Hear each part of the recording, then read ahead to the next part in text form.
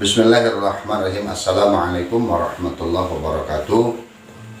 Alhamdulillah wassalatu wassalamu ala Rasulillah wa ala alihi wa sahbihi wa mawala. Amma ba'du. Bersyukur kembali kita panjatkan ke hadirat Allah. Salawat salam terlimpah tercurah kepada baginda Rasulullah Nabi besar Muhammad sallallahu alaihi wasallam, pada keluarga dan sahabat, tabi'in, dan kepada segenap umat, mudah-mudahan termasuk kita di dalamnya. Alhamdulillah, pada acara hijrah berkah sholawat kita kali ini telah datang di majelis kita Kang Gebiar, yang alhamdulillah insyaallah beliau bisa merasakan setetes demi setetes naungan iman, cahaya Islam masuk di tengah-tengah kondisi yang sudah sedemikian membuat kehidupan beliau sampai terjebak dalam ateis, terjebak dalam kehidupan yang serba tidak jelas karena tidak percaya Allah Subhanahu wa ta'ala. Namun dengan hidayah Allah, Allah bisa merubah siapapun dengan kehendaknya, dan tentu dengan kesiapan mental seorang biar untuk menerima hidayah tersebut. Kita sapa terlebih dahulu Kang Gebiar. Assalamualaikum. Waalaikumsalam. Alhamdulillah rabbil alamin. Ya. Apa kabar, sehat? Alhamdulillah. Ya. Dari sisi mana nih Kang Gebiar mau cerita? Mungkin ada beberapa step by step, langkah demi langkah, tahap demi tahap yang mau di-share dengan kawan-kawan kita, sahabat-sahabat lamanya Kang Gebiar atau sahabat di luar sana yang insya Allah ikut mengambil pelajaran kisah ini. Silakan memperkenalkan diri dulu. Iya, nama saya Gebiar Nusantara. Dulu saya bersekolah SMA itu di SMA Negeri 7 Bogor, SMP-nya di SMP Negeri 3 Bogor. SD juga. SD di SD Lega. Oke. Ya, Bogor Utara semua ya. Itu Bogor Tengah ya kalau Lega. Ah iya. Baik. Silakan. Jadi bukan dimaksud untuk bangga-banggaan punya masa lalu yang kelam gitu saja. Ya. Gimana? Kok bisa? Apakah di rumah karena kurang mendapat kasih sayang atau bagaimana? Alhamdulillah, kalau keluarga saya justru mendukung apapun yang saya lakukan. Terputus dari background orang tua saya dan lain sebagainya, karena mungkin di luaran sana ayah saya ini almarhum almarhumullah, namanya Ki Gendeng Pamungkas. Baik. Nah jadi ya mungkin, tapi di rumah ya alhamdulillah ngingetin untuk sholat dan lain sebagainya, cuman tidak masuk ke dalam pemahaman yang betul. Ya mungkin semua dosa yang ada pernah saya lakukan di SMP itu. Masya Allah, tabarakallah. Tapi adalah bisa merasakan ketidaknyamanan, bisa merasakan kenakalan, bisa merasakan di bawah tekanan, bisa merasakan ada ketakutan. Untuk menutupi kebutuhan mungkin dari mana? Apa dengan berjualan juga? Pas SMP itu? Iya. Kalau SMP itu, jadi kan di keluarga saya itu memang orang tua selalu menuntut ayo belajar. Sebentar pemirsa, ternyata beliau anaknya Ki Gendeng Pamungkas. Dan beliau Ki Gendeng Pamungkas sudah tahu kita siapa beliau, dan dulu pernah mencalonkan juga sebagai wali kota Bogor ya di tahun 2004-2005. Lanjut Mas. Jadi kalau SMP itu ya di keluarga tuh selalu disemangatkan gitu oleh almarhum ayah saya juga untuk belajar untuk hidup mandiri. Ya saya mungkin belajar mencari bagaimana, tapi tidak terarahkan gitu. Jadi dulu pernah gitu, cuman kan itu sisi apa namanya, saya menguji mental saya gitu, bagaimana sih mandiri. Karena emang dibiarkan juga oleh ayahnya, Iya. oleh ibu. Iya. Silakan kamu hidup mandiri Iya. gitu ya. Terus, Tapi mandirinya yang di situ di jalan. Iya. Oke. Sampai, tapi di situ bukan apa ya, hanya sekedar nyari Kesenangan aja. kesenangan gitu. Sama identitas diri. Identitas diri. Karena Mencari ya identitas diri. umur segitu ya Ustaz ya. Iya, Memang iya. mencari identitas. Sempat ateis, sempat agnostik juga. Di usia berapa tahun? Dari SMP kelas 3 itu saya sudah nggak percaya dengan adanya Tuhan. Terus masuk SMA kelas 1 mulai saya mencari, karena ateis itu kan ya secara fitrah gitu ya Ustaz. Setiap manusia kan ada yang namanya naluri gitu kan. Salah satu mungkin Gurisa Tadayun itu kan ya. Kita harus mencari sesuatu untuk disucikan gitu kan. Nah akhirnya di situ mulai mencari, tapi saya hanya mentok, oh Tuhan tuh ada. Saya belum percaya Allah gitu. Baru asyhadu alla ilaha gitu kan. Baru setengah gitu syahadatnya gitu. Baru saya potong. Baru saya potong. Ya. Saya bersaksi tiada Tuhan gitu jadinya. Baru sepotong syahadat. Belum pakai ilah. Baik. Terus ya tapi di situ kan ya secara fitrah pasti ada naluri untuk mensucikan sesuatu. Akhirnya terus mencari tapi belum ketemu. Tapi di situ saya nggak fokus gitu.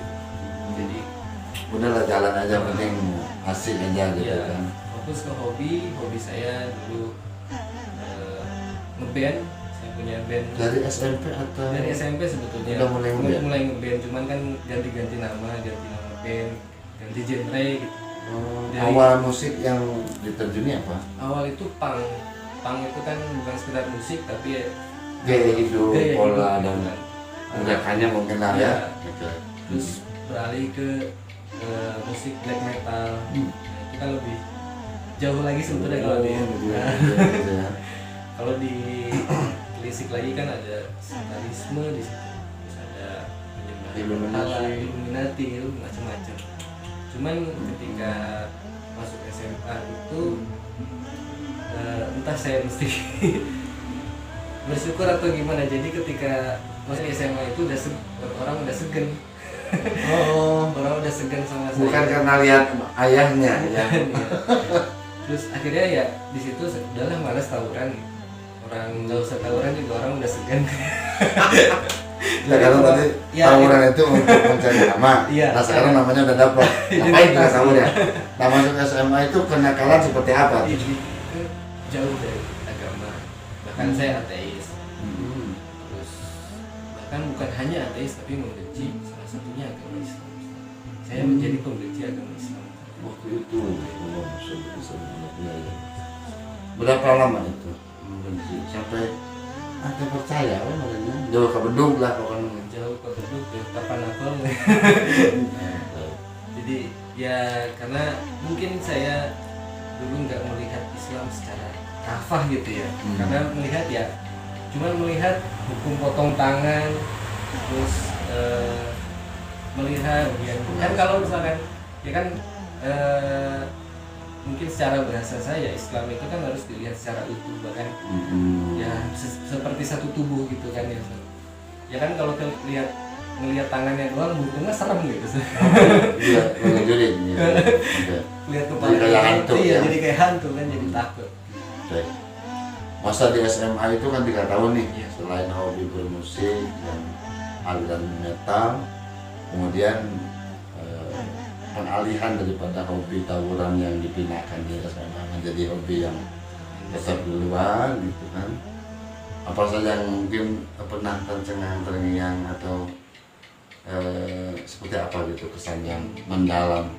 Jadi ketika titik balik momen ketika saya mengakui bersyahadat ulang, jadi syahadat jadi lengkap ini. Dulu itu ya momennya semua alhamdulillah Allah lengkapi sudah. Jadi dari pemikiran dia, dari nafsian dia. Jadi dulu ketika saya mengakui dosa saya dan momen saya mengakui keberadaan Allah sebagai Tuhan dan Muhammad sebagai Rasulnya, itu jadi kan almarhum kan punya apa namanya organisasi ya, dan beliau pun seorang pengamat politik gitu ya. Dulu saya pun sebagai anaknya sering mengkaji ilmu politik dan ideologi dari berbagai macam ideologi, sosialisme, komunisme, Nazi dan lain sebagainya, dan pemikiran gitu kan. Nah, di sisi lain di dalam nafsiah saya ya memang jiwa itu tidak tenang gitu. Nah, jadi Nyamannya pokoknya nggak nyaman gitu. Jadi dulu pun pernah saya ya sebetulnya saya sedang di puncak kejayaan underground gitu saat itu, saat memilih untuk hijrah. sampai punya grup band segala namanya. Namanya apa itu? Kejawen nama grupnya. Ada berapa personil itu? Personil 6. 6 ya. Terus akhirnya saya mencoba bersungguh-sungguh dalam mencari ilmu itu karena ya jiwa itu sudah nggak tenang. Akhirnya dari sisi pemikiran ya saya melihat karena Islam dulu kan saya takut lah gitu, maksud bukan takut juga, malah benci gitu. Tapi saya kayaknya ini doang yang belum saya pelajari dulu gitu. Terkait jalan hidup, ideologi gitu kan, yang kan Islam kan bukan hanya agama spiritual gitu ya Ustaz. Jadi kita minum pakai tangan kanan pun gitu kan, ada semua, ada ini, Ada aturannya ya. masuk kamar mandi pakai ada pakai pakai cara pakai adabnya. cara kanan kiri Ya. kakinya kan itu. Betul. Itu kan way of life yang benar-benar wah semua hidup tuh diatur di situ. Jadi Itu kan di usia berapa saat menemukan tenang nafsiahnya yang baik? Di apa namanya, sekolah SMA kelas? itu udah lepas kuliah juga udah lepas. Jadi kalau nggak salah sih 24 itu. Ya umur saya ketika 24 atau 25 tahun. Oh gitu ya. Nah di SMA kemudian kan masuk ke kuliah dan sudah di kuliah.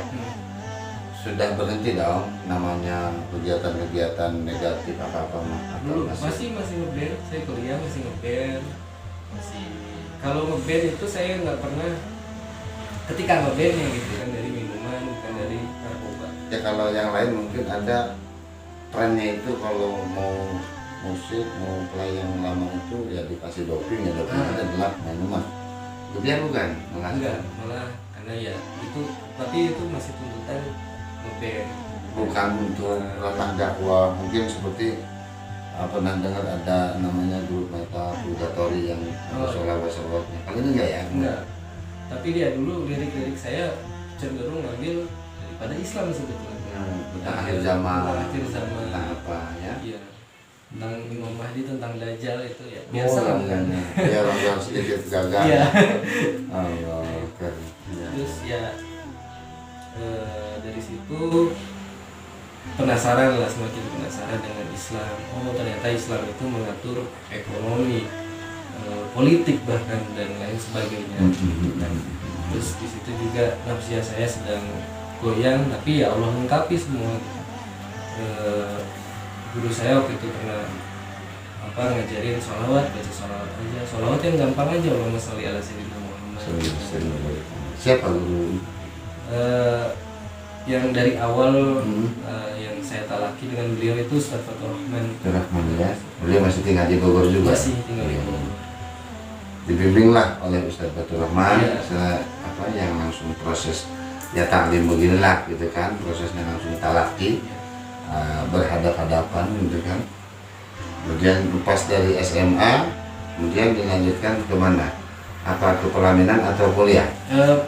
Pelaminan udah dari lulus SMA itu saya udah nikah. Udah nikah ya, alhamdulillah. Nah, terus apa dong yang mengakibatkan sebegitu dini lulus SMA menikah? Apa untuk menyelesaikan konflik dalam hati, atau mungkin kesepakatan berdua, atau ada apa-apa nih? Jadi dulu pas SMA itu saya sudah bersama dengan calon istri gitu ya, dari SMA kelas 1 Bersama ya. bersama calon istri gitu. Nah dari itu karena istri saya itu dulu satu band juga sama saya gitu. Di band itu juga apa Black namanya? metal juga. Black metal juga. Nah, terus ya udah karena udah Sama-sama saling paham. saling paham kita nikah nanti. Oke. Nikah terus kuliah. Nggak ada tentangan karena usia atau karena masih sama-sama belum dapat gelarnya? Enggak sih, Biasa aja gitu. ya biasa aja. Mungkin disitulah sebetulnya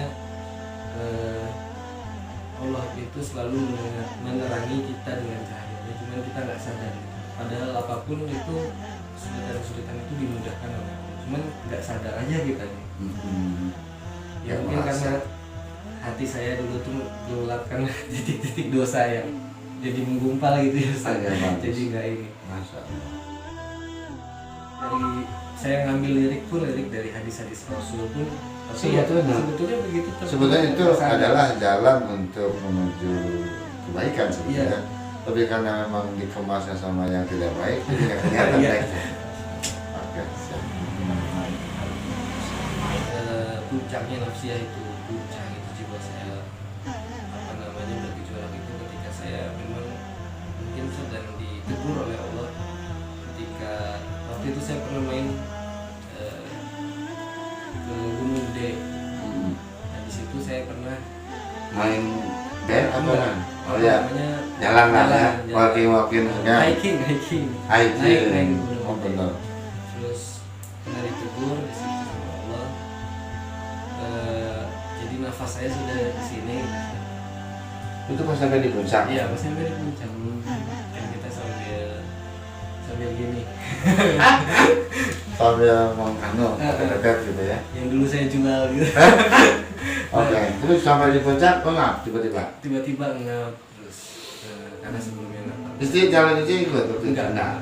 Sama biaya Itu ini. udah nikah posisinya. Udah punya anak satu. Terus apa? Ya udah bingung mau ngapain ya. Ya terbesit lah. Ya mungkin langsung di situ syahadat saya di situ. Saya pula disambung dengan hilal bangnya. Iya, ya Allah. Alhamdulillah. Cuma ya nggak Di puncak gitu ya? puncak, tapi itu masih tahap 1. Jadi Tetap maksiatnya masih jalan. masih jadi Bedug mah nggak sekali, tak tapi Iya. panah-panah tangga cepeng. gitu lah. Oke. Udah di situ udah begitu ya, udah syahadat. Tapi alhamdulillah reda tuh, tidurlah saya tiba-tiba bangun pagi. Cager. Alhamdulillah. Ucapin alhamdulillah, cuman nggak dimaknai hakikatnya apa gitu kan. Alhamdulillah kan. Balik bangun. dia ya. Oke. Terus minum itu dia pakai bismillah. Masya Allah, biasa. Terus Ulang weh? Belum. muncakin, jadi kan ada apa ya, saya lupa tempat istirahat gitu. Sebelum muncakin sampai ke kawah, muncakin lah di situ, muncakin sampai ke kawahnya, ini lagi paginya teh, aduh. Oke, lain timah ya. Terus Terus itu lama setelah kejadian itu, mungkin sekitar 2 tahun itu kejadian lagi seperti itu. Setelah saya manggung, setelah beres nyanyi manggung, ke belakang panggung, kejadian lagi. dari dari ungkap deh. Ingat deh. Tapi nggak ngapa-ngapain, nggak ngegeleng, nggak minum.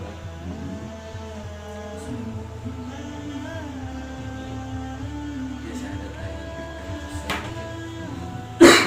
Saya sambil berdoa, ya Allah,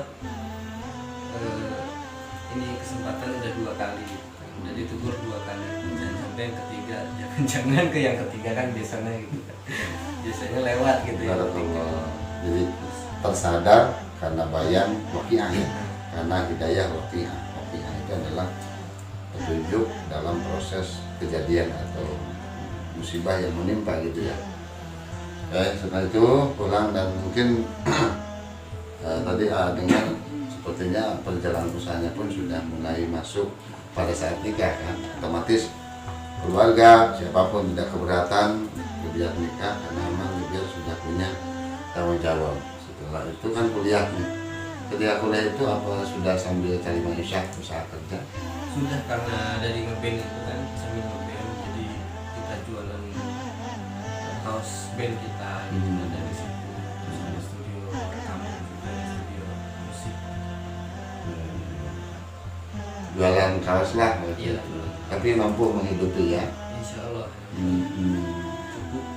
Sampai sekarang itu usaha musik. Sekarang jadi dulu kalau sablonnya sempat berhenti, terus saya pindah ke kuliner, buka kantin, terus ya sekarang saya buka sablon lagi percetakan Di mana itu? di rumah sekarang di Tanah Baru. Tanah Baru itu yang Jalan Asogiri tadi Ya, itu. Jalan Sendiri. Nah, itu nama usahanya Perintis Cetak. Perintis cetak ya. Sekarang lebih melayani ke apa? Ke kaos, bikin kaos sama masker. Ya, mungkin ada di antara teman-teman yang sedang membutuhkan cetak kaos atau cetak masker, mungkin karena memang masih pandemi ya, teman-teman. Silakan untuk datang, apalagi kalau sudah kenal lah. Kalau lebih itu sepertinya enak kita sampai silaturahmi sampai juga berbisnis. Karena insya Allah sebetulnya perjalanan yang baik itulah perjalanan yang baik dunia, baik akhirat. Bagaimana kita menentukan akhirat yang baik kalau dunianya saja semeraut? Makanya untuk menentukan kehidupan akhirat yang baik, tentukan dari kehidupan dunia yang baik. Alhamdulillah usahanya sudah dibuka dan semoga mudah-mudahan berkah ya Mas Rubiar. Amin. Dan kisah perjalanan tadi cukup menarik dan cukup menjadikan pelajaran dari ateis sampai semuanya. Mungkin ada closing statement atau semacam ajakan untuk ke teman-teman yang ada dimanapun. Ini mungkin yang dulu pernah saya rasakan gitu ya, yang ingin saya sampaikan. Jadi kadang kita itu tidak sadar bahwa sebetulnya hidayah Allah itu ada di mana-mana, cahaya Allah itu ada di mana-mana. Iya. Cuman kita yang menutup hati kita sendiri, sampai-sampai cahaya itu tidak bisa menerangi hati. Tidak bisa tumbuh. Jadi kita bukalah gitu hati kita gitu dengan lapang gitu kan, agar cahaya itu terus menerangi hati kita. Jadi saya bukan mengklaim saya ini hadisnya sudah terang nanti tidak gitu. Cuman kan itu butuh proses dan lain-lain. Terus Bisa, baca. ya mungkin bisa mensiasati dan menambahkan agama atau hidayah itu ibaratkan cahaya matahari. Hati kita ibarat kaca. Bagaimana mungkin cahaya itu tembus kalau kacanya sendiri penuh dengan dekil, penuh dengan dendam, dan kusuma, keinginan yang tidak jelas, hasud, dengki, dan semuanya, atau mungkin sifat membenci kepada siapapun, kepada selain diri kita sendiri pun tidak boleh. Karena itu lumayan akan mencegah kita masuknya cahaya kepada hati kita. Jadi bersihkan selalu dekil yang ada di hati kita ibarat kaca. Dengan cara apa? Dengan cara taubah, tentu dengan cara belajar menyikapi menyelami seluruhnya dengan penuh kesadaran bahwa kepada Allah kita akan kembali. Cukup sangat memberi makna kepada kita, dan alhamdulillah atas kehadiran dan kebersediaan Mas Rubiar bisa hadir dan berbagi cerita dengan kita. Semoga makin berkah maksudnya usahanya, agamanya, keluarganya, dan anak putri-putrinya semoga soleh dan soleha. Doa dari kami menyertai Mas Rubiar dan semua pemirsa yang ada dimanapun berada. Sekian mungkin dari kami. Wallahu muwaffiq ila aqwamit thoriq. Assalamualaikum warahmatullahi wabarakatuh.